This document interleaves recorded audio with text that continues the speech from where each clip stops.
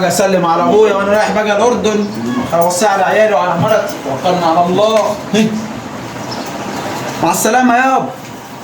وصيتي يابا قال ما تتكلم، مش لك بركه غير بعيالي ومرتي. يا اخي بالله مالك فيك يا ابني، بعد عمرك كنت مسافر.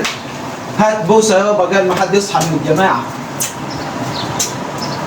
يا ساتر يا رب.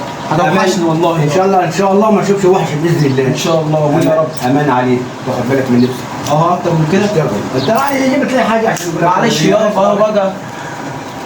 شيل يا بابا كانك ضربت بس.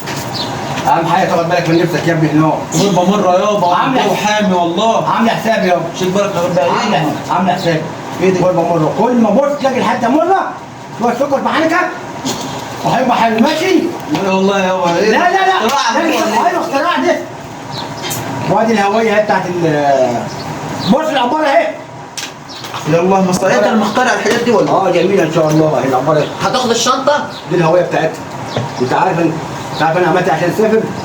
بعت 4 فراخ شامور وشويه البيض اللي هناك بعتهم 50 جنيه عشان اسافر بيهم. هعوضك يابا، لازم اراكبك حته عربيه ان شاء الله.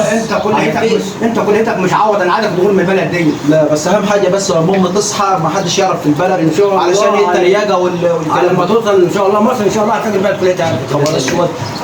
خد بالك من نفسك. طب ما تجيش شغل. سافر بلد تاني. سافر ازاي؟ هتصل عليك البلد ده كان البط اللي فوق.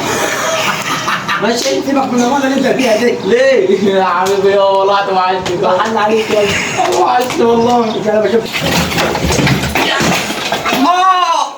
وقع حاجه ولا يا رجلي انا مش هقدر اسافر يابا. دعوتك استجابت يا راجل يا ودليل الدين.